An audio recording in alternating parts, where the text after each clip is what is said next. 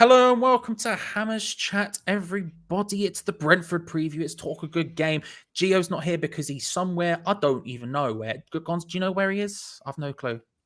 I don't know. I'd like to say he was at a Westlife concert, but as I understand it, there's no Westlife concert this weekend. I don't know. He's just disappeared. We don't know where he is. He could. If you see him, pick him up, give him a cuddle, bring him back. He's lost without Westlife concerts. He doesn't know what to do. In fact, not even just him. Anybody. If you just see somebody who looks a little bit like him and is Scottish, pick him up, give him a cuddle, see what happens. That advice comes from Gonzo and not from me or Hammers Chat I entirely. take no legal responsibility at all. Don't do that. Sounds like you're taking legal responsibility. But as we start, as we always do, Brentford, how are you feeling? What are your thoughts on the opposition? A model on how to sell your best players and still get promoted. Who'd have thunk it, basically? It's amazing, really, what they've done. I remember reading, it was when I sort of appreciated that West Ham's academy. Do you remember when West Ham were advertising for a scout, but for free? Basically, you come and be our scout. We can't pay you. It's a volunteer. And then I started looking how many scouts we got. And that was when I sort of noticed that we only had one scout. So I started looking around at what everyone else was doing. And I realized the infrastructure at West Ham, this is whatever, 2-3 years ago, was just atrocious. So I looked specifically at Southampton. I looked at Brentford, and the way that they run that club is nothing short of amazing, Charlie. The way they recruit with a view to selling, the way they identify who's going to be able to flourish at a higher level is extremely scientific, and it's a well-trodden path now. It's a successful model for them. And just when you think they can't unearth any more talent, just when you think, oh, that's going to kipper them now, Ollie Watkins is going to kipper them, Ben Rama's going to kipper them, Mopai, or whoever the case may be, they just keep bringing them through. They're really, really good at it. And it's been no surprise that I feel that they've started the Premier League. I've got this right. 6 games, 2 wins, 3 draws, 1 loss. They'd take that, wouldn't they? Yeah. They've been fairly decent as well. You know, often you see teams who come up because Brentford play quote unquote the right way, and you often see teams who come up the right way and they struggle with the jump up massively. And it's not that you don't see times where Brentford are beaten or bettered is maybe the way I should put it, but they look good for it. They look good for it, and you just suspect with their model, even no matter what happens this season, this is going to be a huge jump up for them. Because if they're playing around with the finances that they have, they've obviously just built their new stadium and everything. You'd imagine it's quite tight over there. They're not going to be able to splash cash like we seem to occasionally on like one player out of nowhere, and everyone's like, what? It's not like they can do that. But with the Premier League money they're going to get from this season, even if they do drop back down, you're going to imagine they're going to spend it very well. Similar to how Norwich do to an extent, where they are sort of, their model is almost financed on not staying in the Premier League for more than one season. They already sort of know what they're going to do with the money and make it work, but probably on a slightly better scale. I think Norwich are good. Brentford at what they do in the background is better. But you know what else is good, Gonzo? Tell me. It's the One Football app. The One Football app, it's very good. It just does a lot of different stuff. If you're thinking, I've heard a lot about Brentford, but I don't know what their team are, get on the One Football app, look them up. It has all the names, as the players, as news that they're going to have ahead of the weekend. We'll go into some of the injury news in a moment, Gonzo. But that's how you get the lineups when you do the build-up show, right? You get them on the One Football app. I always go on the One Football app, Charlie. The thing is, you don't even need to go and subscribe to anything that has anything to do with Brentford. It will just be, as long as you subscribe when you sign up. Who do you support? I support West Ham. It will tell you about Brentford because the app is clever. It knows that we're playing Brentford next. Oh, yeah. Oh, okay. Anyway, it's free to download. If you don't like it, you can undownload it. What's that called? Uninstall it. No. Undownload it. Undownload it, but download it first from the link below. Yes. Yeah, exactly. Yes, exactly. The link below, link in the description and in the comment section. Thanks once again to One Football for supporting the channel. Are there any players in particular that you are an admirer of, Gonzo, over there in Hounslow? I'm not in Hounslow. Oh, okay, right. Well, from maybe players from Hounslow. Any players from Hounslow? Oh, yeah. Okay. Well, I'll tell you someone who's from Hounslow. Brian Buemo. Yes. He's not really from Hounslow. Hounslow. Let's just pretend he is. He's from Troyes, which I think they pronounce Troyes, which is quite ironic, bearing in mind we started off this conversation before we went live speaking French to one another, didn't we, Charlie? We did, that's true. Yeah, we did do that. We did. But Brian Mbuemo, which is easy for me to say, I really like him. He's skillful, he's tricksy. They keep pulling these players out of the hat. This is what I'm talking about.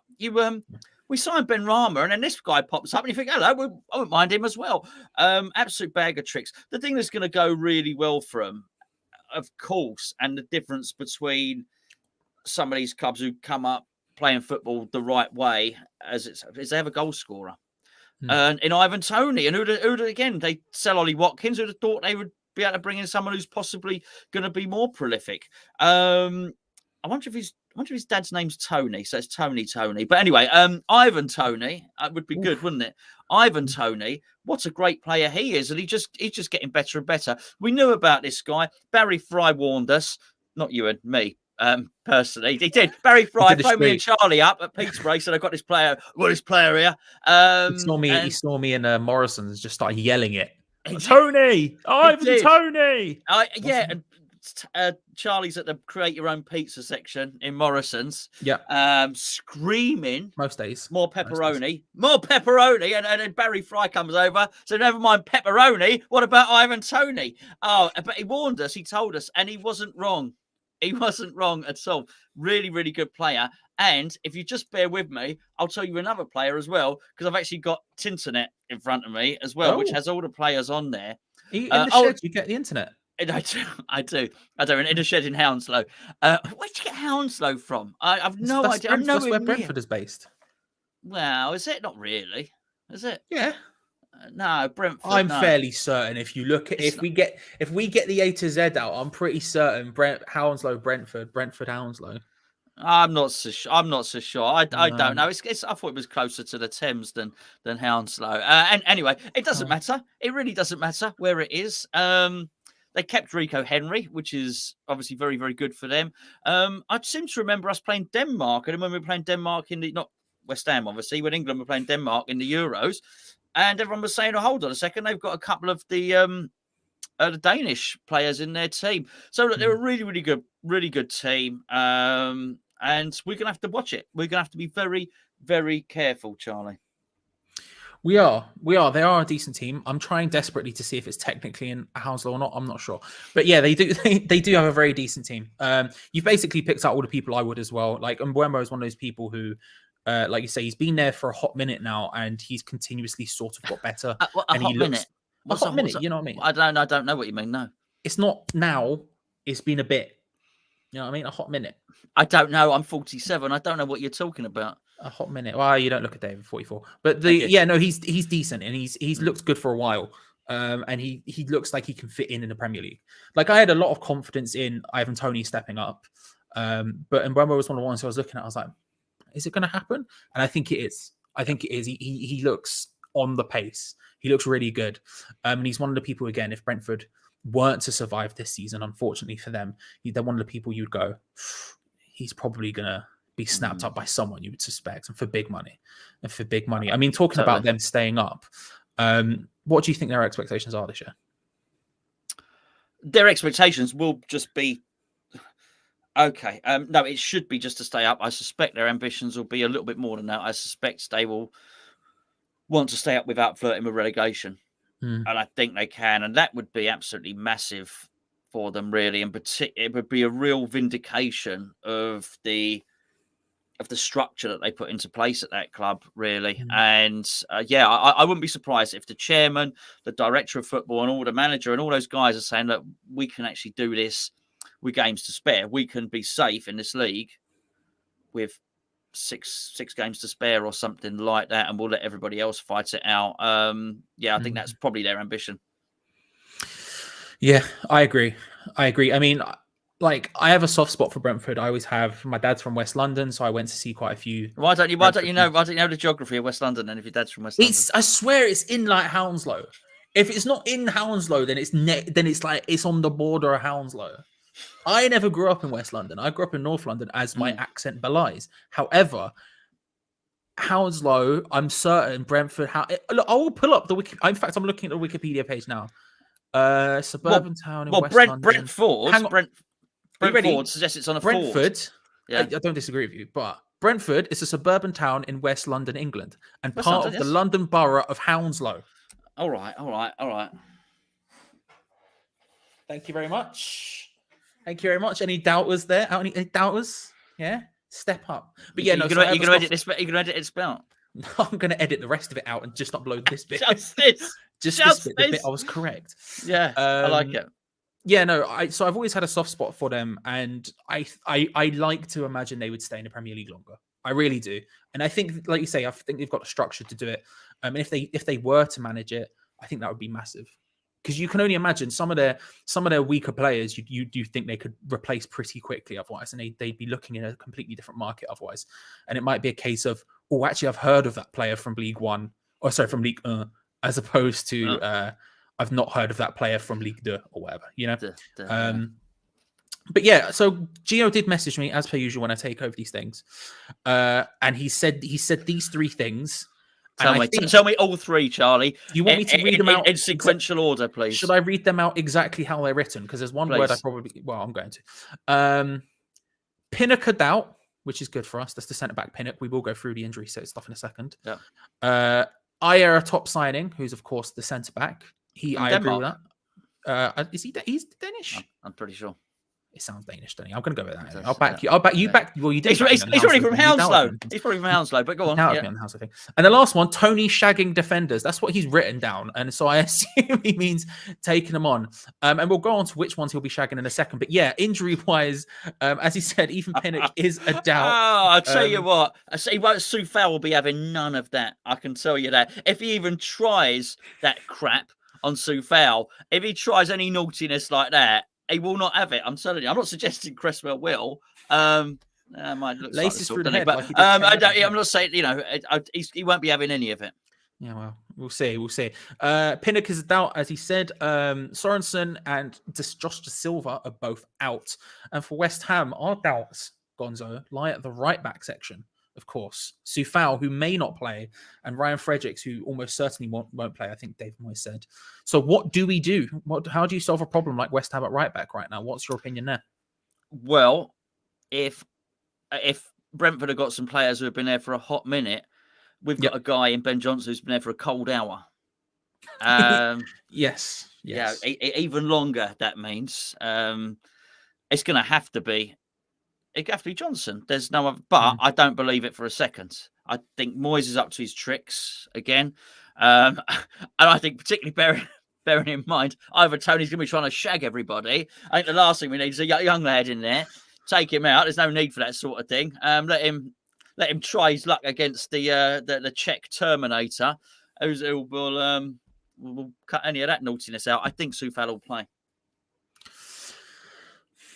I think he's left him leaving the door open for him is interesting. Not just saying he's definitely out. Him going, well, we'll see what happens is interesting to me. I personally am of the opinion that if he has any doubts whatsoever or he's not fully fit, then just leave him out anyway. We've got a lot of games this season, and he's going to be increasingly important in those games. I would think and would be happy with Ben Johnson playing right back, to be honest with you, in this game and sort of in future. Because I think I said this on the watch along, but his career is stalled slightly, annoyingly. And I think part of that is just because he's got Soufal ahead of him, so he's never going to start ahead of him. And then Fredericks, when he has played over the last couple of months, specifically, he's looked really, really good. He's had a lot of time out with injury, but when he's played really good. And so for me, Ben Johnson's career is stalling slightly, and he often gets shoved off to left back where he's not as comfortable because it's on his weak foot and everything else. So I would actually be really happy to see Ben Johnson start this one. And even if that does make us significantly weaker at right back compared to Soufal, which obviously would, Soufal is significantly better than him. I think you often have to take the hit of playing young players to an extent. You often have to take the hit of being like, well, we're going to struggle a little bit in this bit, but it's going to benefit them long term. And so if there is any lingering doubts, even if it's not significant doubts, it's just maybe he could benefit from sitting out, I would have him sit out. But we'll see what happens. What about in goal, Gonzo? Because obviously this is going to be a continuing question to ask. I mean, in general, I think I would probably put Fabianski in. and keep Areola, sort of keep them switching up a little bit. But that's not. It's difficult because I think they've both been really good, and so picking who you'd rather play at this point, I find quite difficult. I think, do you know what? I'd probably stick with Fabianski for this one, just because Ogbona's going to play and there is a partnership there. It's not something that's really talked about very much, is it? A partnership between a goalkeeper and the central defenders. But how can you work in such close proximity to someone and there not be some communication and to develop? So I'd probably leave that as it is, particularly bearing in mind we've got a new component in there in Zuma, who looks brilliant, by the way. So I might just keep that one the same. And then Zuma's the only component in that back four that's changed then, so I'd keep Fabianski. Yeah, I think that's probably fair. So you're saying same back four as before? Oh, look, the team is going to surprise no one here, Charlie, and I think this is as wonderful. And we've praised Brentford of Hounslow a plentiful amount in this video, but I think it is time we actually put our foot down and say, look, we are the Premier League team here. I understand what they did against Liverpool, and absolutely brilliant and well done to them. And I think they'll cause us problems. I think they might play very, very much like Leeds did, and Leeds caused us all sorts of problems. They were buzzing around like wasps, they really were. And I expect no different here, but I would probably more like bees though for this one. But I do think they'll pose problems, but I do think it's time for us to really say, look, here's our team. They're full of international players. We are undefeated in our last one defeat in our last 19 games. One of those was a preseason friendly against Brentford, by the way. So keep the team the same. Yeah, I pretty much agree. And to be honest with you, like if we had stuck, I said this on the watch along as well. If it was 1-0 and we'd ground out a 1-0 in Europe, and then that allowed us to play our strongest first team against Brentford and do as well as we could there, I would have been more than ecstatic with that. And not only that, we got 2-0, and the guy who just scored the goal is going to be playing in this game as well, and I think he's been brilliant. So I don't think there's any reason to drop anyone. Like you say, Zuma and Ogbonna looks like a sort of burgeoning partnership right now. I don't really want to separate them too much. The right back is the only question mark there, and even then, if Sufal is 100% fit, he goes straight back in without any sort of doubt. So, yeah, I think it's much of a muchness at that point, and I'm pretty confident. How are you feeling? I think it'll be a tough game, actually. I don't think we're going to steamroller them. I think it is important to have Sufal back, because I think, obviously, if Rico Henry plays, he's a nuisance, a really good player. They've got lots of good players, though. But that being said, I do sometimes feel that teams that play this style sort of suit us, really, because we are and remain a counter-attacking side. And it's just really, I think we're really juicy, actually, when we win the ball back quickly, which we do.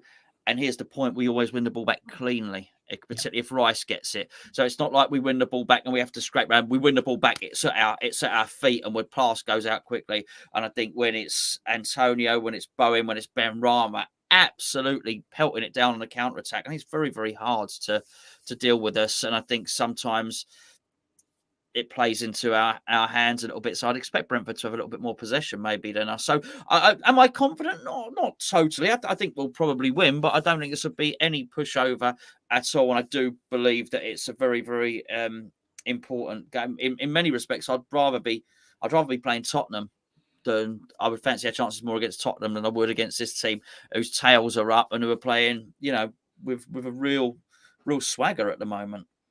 I know what you mean. I will say I am pretty confident. Like you say, I think the thing we've spoken about before, styles make fights. I think this fight is ours to win in that sense. The stepping forward that they do, the going for it that they do, does play into our hands as a counter-attacking team.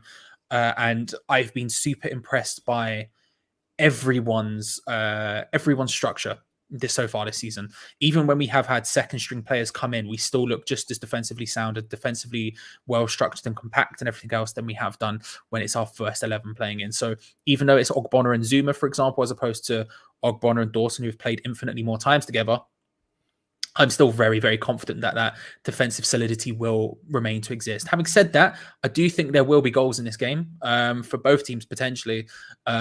As all football games, you could say that. So that's a very nice thing I've said. Potentially a goals in most football games. Potentially, yeah. And I think whoever scores more, White will probably end up getting the win. Yeah, absolutely, yeah. But I do think it will be us in the end. I am pretty confident. I am pretty confident. I'm pretty calm. But I'm looking forward to it. It's one of the ones I'm looking forward most to. Not just because of my soft spot, because I think it's always good where you see a team who are gunning for it and trying to prove themselves in the Premier League versus a proven side who are pretty solid. So if I was to push you on a score result, what would you say? A bit pushy. I'm pushing you. I'm pushing you, mate. All right. Okay. 3-1 to West Ham. What about yourself? If I can ask you calmly. There are goals in that. There's goals in that. There's goals. What I said, the 3-1. There's 4 goals in that. Multiple. There's a lot. Multi-goal. 3-1 sounds good, but I don't want to copy, so I'm going to back out of that just to be proven wrong.